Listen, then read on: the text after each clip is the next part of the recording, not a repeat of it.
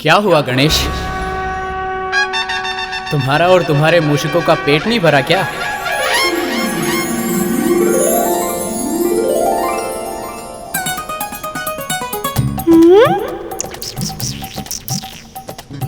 पेट तो भर गया भ्राता, किंतु मन नहीं भरा। मुझे नेक दिए बिना आप रथ पर नहीं चढ़ सकती मामी श्री।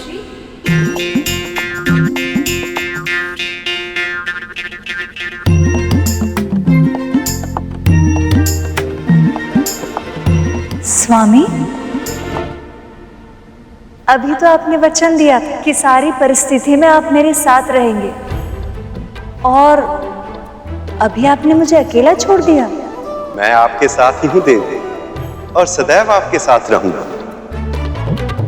किंतु छोटे भांजे ने आपसे नेक मांगा है, ये उसका अधिकार है, ये तो आपको अवश्य देना होगा।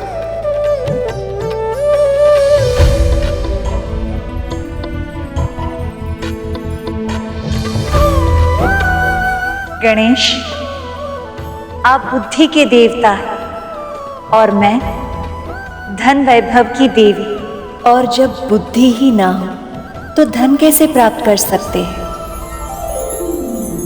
आज मैं आपको आशीर्वाद देती हूँ कि हम दोनों की पूजा अब से साथ में होगी।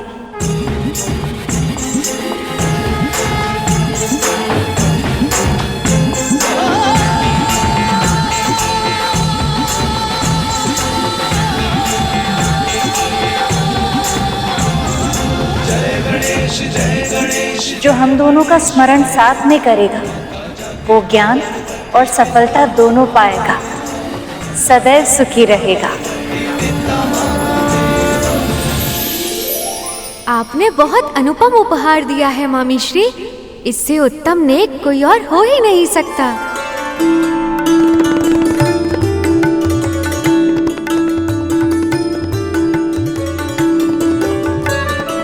आइए देवी।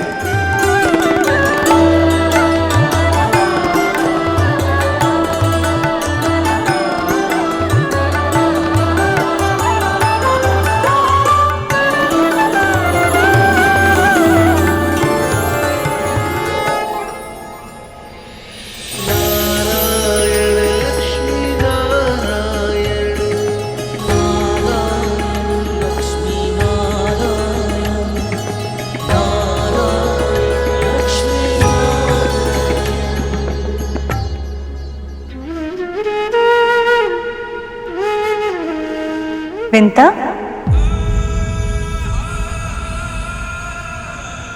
तुम वहां क्यों खड़ी हो? तुम्हें हमारे साथ वैकुंठ चलना है। मैं वैकुंठ? प्रभु विष्णु के धाम?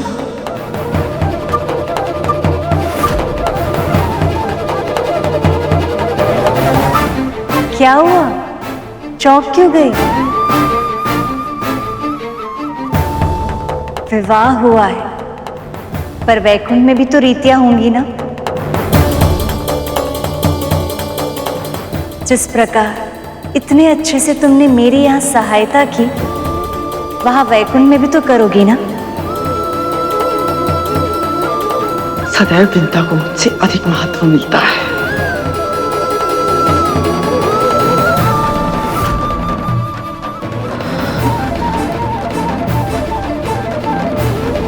पर माँ, मैं कैसे? नहीं नहीं माँ, मैं नहीं आ सकती वहां। विंता, मैं स्वयं तुम्हें मेरे साथ वैकुंठ चलने के लिए कह रही हूँ, और तुम मना कर रही हो। मेरे कहने का अर्थ ये नहीं है माँ, पर मैं कैसे? देवी विंता, वैकुंठ की स्वामिनी ने स्वयं आपसे साथ चलने का आग्रह किया। आप इनका आदेश टाल नहीं सकती।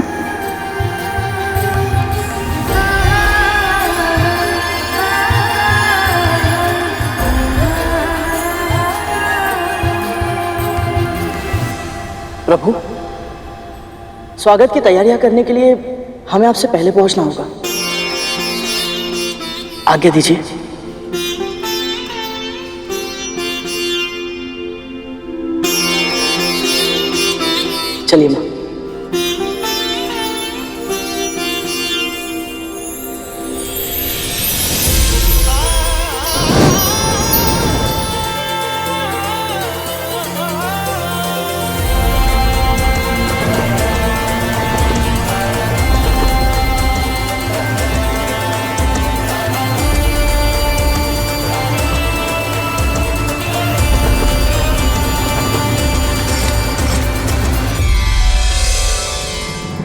रुको कदरू,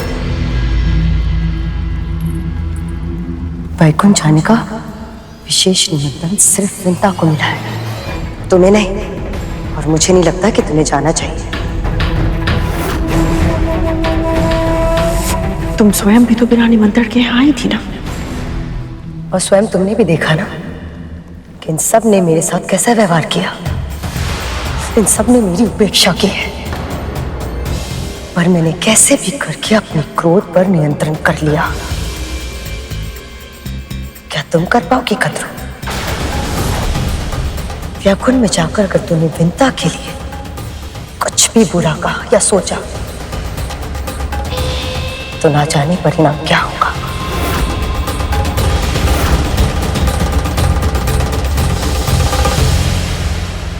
यदि प्रभु विष्णु और देवी लक्ष्मी मुझसे रुष्ट हो गए तो अपने पुत्रों के लिए अमृत पाने का मेरा स्वप्न स्वप्न ही रह जाएगा। तुम ठीक कह रही हो, मुझे वैकुंठ नहीं जाना चाहिए।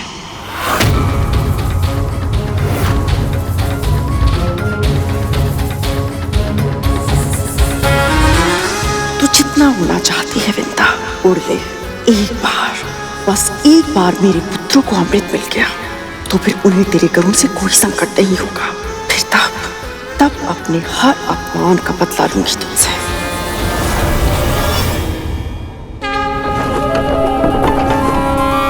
अद्भुत, अविश्वसनीय, कितना सुंदर है ये लोग।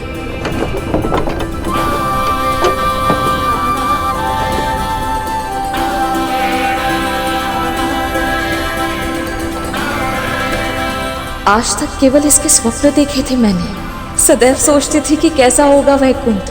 अपनी कल्पना से इसके भित्ति चित्रों में रंग भरती थी, पर ये स्थान तो मेरी कल्पना से भी परे है गरुड़। मैं साक्षात वैकुंठ की यात्रा कर रही हूँ। ये सब तेरे कारण ही संभव हुआ है पुत्र।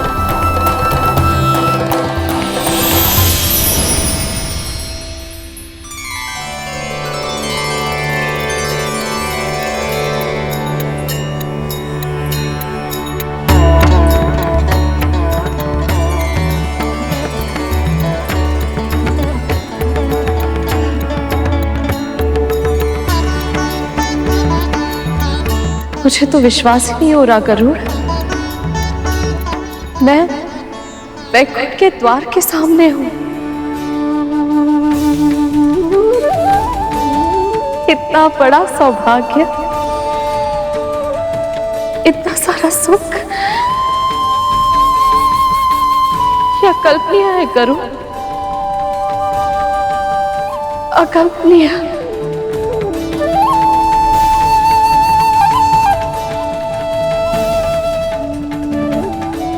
विंता, आओ आओ, अच्छा हुआ तुम तनिक पहले ही आ गई। एक बार तुम भी देख लो, गृह प्रवेश की कोई सामग्री छूट तो नहीं गई? मैं? हाँ, मैं कैसे देखूं? अरे चलो भी। ये देखो।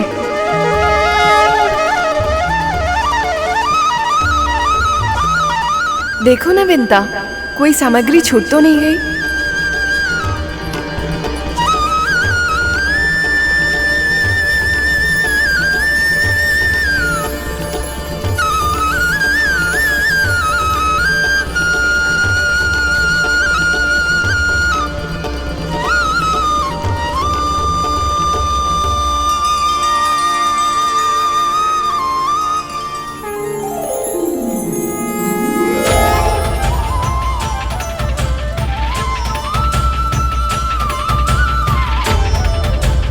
माँ, प्रभु विष्णु और माता लक्ष्मी आ गए।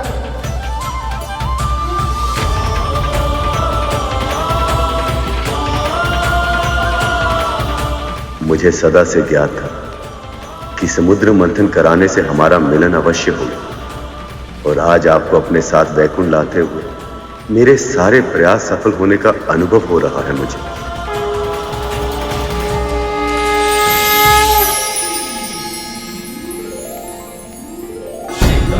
चढ़ायो अच्छा गजमुख को, तो दिल लाल बिराजे सुध गौरी हर को, नाथलिए गुड़ लड्डू साई सुरवर को, महिमा कहे न जाए लागतो मन को। जय देव जय देव जय देव जय देव जय जय श्री पूजा स्वीकार करें गणपति, भीतर पधारें।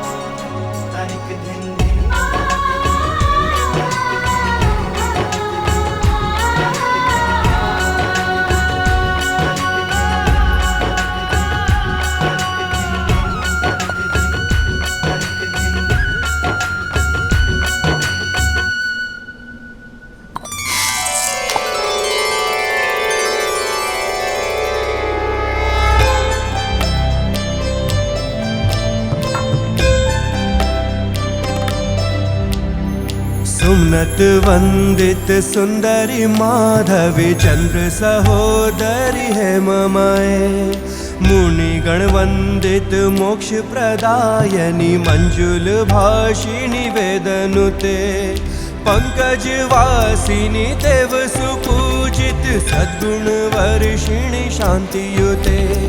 जय जय है मधुसूदन कामिनी आदि लक्ष्मी परिपालय मां।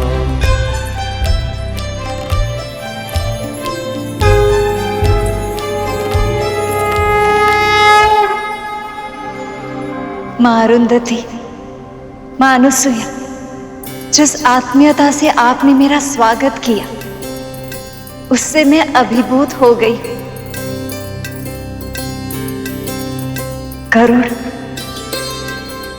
विंता, तुम दोनों अपनी कर्तव्य पूरी निष्ठा के साथ निभाते हो और वो बहुत प्रशंसनीय है।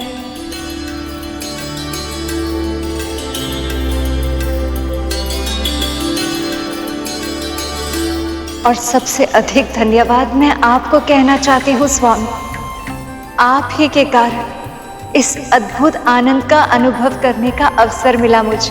केवल आप ही नहीं देवी, संसार की हर स्त्री इसी सम्मान की अधिकारी है, क्योंकि पत्नी का धर्म निभाते समय वो जितने त्याग करती है उसकी कल्पना भी नहीं की जा सकती। मेरे सखा ने बिल्कुल सत्य कहा है देवी।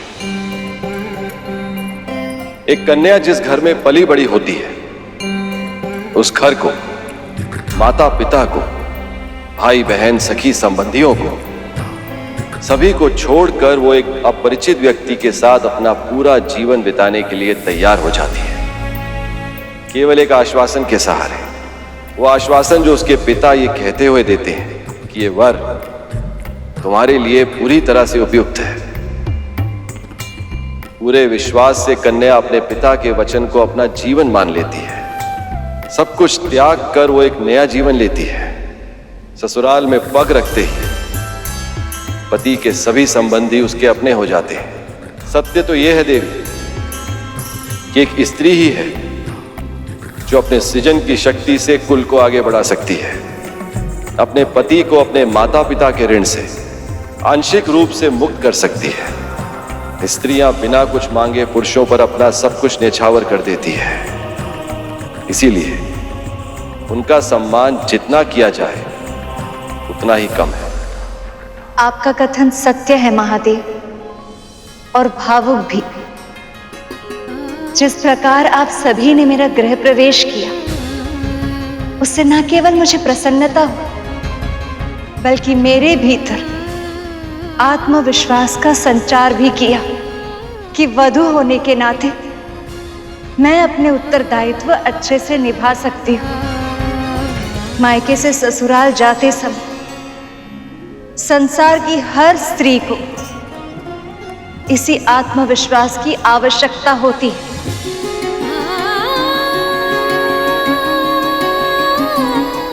इसलिए मैं ये संकल्प लेती हूँ स्वामी, आज से जो भी परिवार अपने बहू का गृह प्रवेश इन सब संस्कारों के साथ करेगा, मैं स्वयं उस स्त्री के भीतर स्थिर निवास करके उसे गृह लक्ष्मी बनाऊंगी। उसके शुभ हाथों से हल्दी के छाप उस घर के कष्ट और रोगों को मुक्त करेंगे। अक्षत बिखेरने से उस घर में संपन्नता और प्रसन्नता बिखरेगी और आलते से रंगे हुए उसके पदचिह्न उस घर को धर्म और सफलता का मार्ग दिखाएंगे।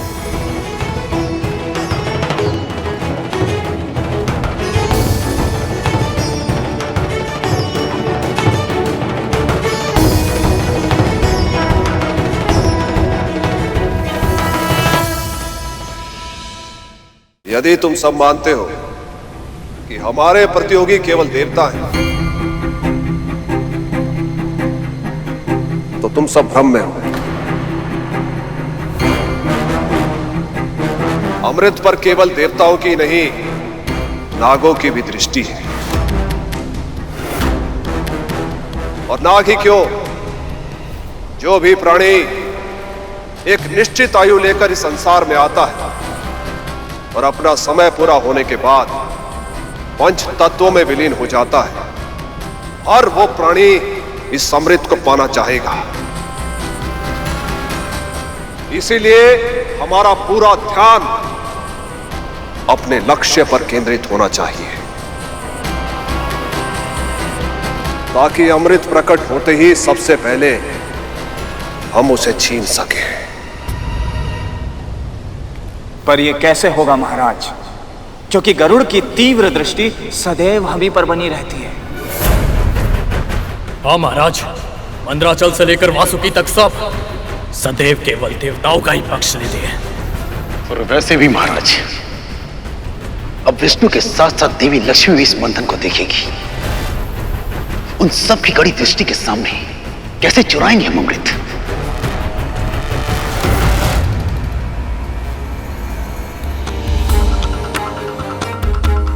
नारायण नारायण।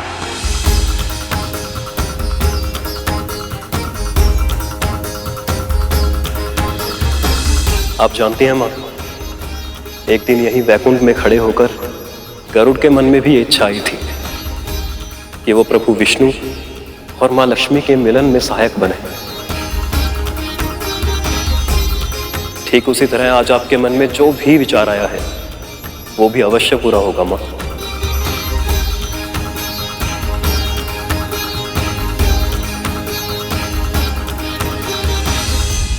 वैसे सखी, जब से आपने स्वयंवर में नारायण को चुना है, तब से मेरे भीतर एक प्रश्न उमड़ रहा है। कहाँ तो आप मृगनयनी, मनमोहक लाल गालों वाली रूपवती देवी, और कहाँ ये नारायण जो कभी तो सलोने दिखाई देते हैं और कभी सांवला श्याम रंग धारण कर लेते हैं। आप कमल पुष्प पर विराजती हैं और ये विशाल सर्प पर।